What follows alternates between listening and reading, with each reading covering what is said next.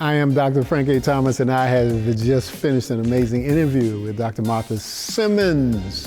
We covered a lot of territory, a lot of ground. We've done a lot of great work together, from They Like to Never Quit Praising God to the African American pulpit to the Preaching with Sacred Fire, and then the African American lectionary.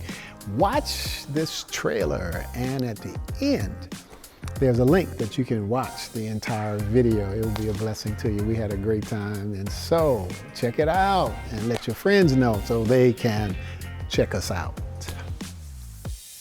And what I've seen of AI now and preachers using it is an awful thing.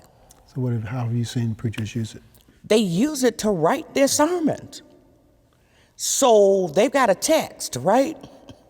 And the text is, God so loved the world. You can literally tell AI, I want a sermon, and I want it to include these 3 points, right? And you just tell it your 3 point, and I need this to be 15 minutes. And I want it to contain a joke about this, or an illustration about this. And in 5 minutes, AI has done it. So let me ask you for your chief objection to that, and I'll give you my chief objection to it. What is your chief objection to that? My chief objection was that it wasn't your word. That's number one. Yep. Number two, it probably wasn't even AI's work. They probably stole it from somebody too and didn't get permission. Right. Okay? So I'm really, okay? So that's problematic. But most importantly, you don't learn how to write. Right. You don't learn how to write a sermon if you didn't write the sermon. Right. And so most often when you hear a poor sermon, it's a person who can't write. Mm-hmm. Now, of course, there's some people who just are aesthetically frozen chosen, right, and they can put it on paper and can't get it out of their throat. But often it's people who can't write. So if your writing is only or mediocre, and then AI starts writing your sermons just as it's writing papers for college students now, what in the world are you doing? Right. But I've literally had young preachers, because I keep up with them, and my youngest child in ministry is 29, mm-hmm, and they tell you what they're doing. Mm-hmm. They tell you we get together in groups, and this one's doing this and this one, and I ask them, how? Tell me the level, and I just explain to you, this is exactly what they are doing. My chief, aside from all your chief objections to it, my chief objection is when you write or develop your own sermon, you become. Absolutely. When you don't write, you don't become. Do not.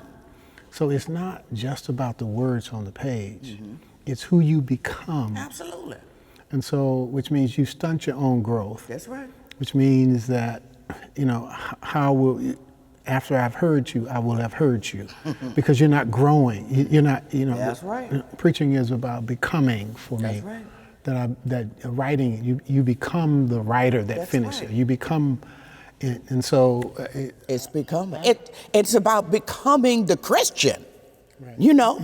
Spending time with the Word, spending time thinking about the Word on behalf of God's people. All of that is a part of your becoming. Right? You don't even become what you could have been because you let AI do it. Right. Like, are you serious? Right. But when I tell you day and night, and it's so sad to see it, but so many of these preachers are so worn out. Now and I'm not using this as an excuse. I'm just telling you what they'll say. They're working 60 hours a week. Most of the churches can't feed them, so they got another secular job. Then they got their kids, and they got less money than you had, than I had, and certainly more. They've got less than our parents had. And then they're like, look, we just keep getting screwed. We're just trying to hold on. And so they're like, this is just helping us hold on. And it's unfortunate, and I'll tell them I don't buy it because I knew the preachers who used typewriters, okay? So I can't buy that. My first sermon was done on a typewriter. Okay. While I was working an 8-hour job and going to seminary, I can't buy that. But that's what they're selling. That's what they're selling. And some of it is just plain anger, and we ought to be able to get some help because nobody is trying to help us in any other ways. But it's a tragedy, but my God, is it out there? Oh, Jesus, I'm telling you, I thought I was just kind of looking to kind of see what people do. Man, it's a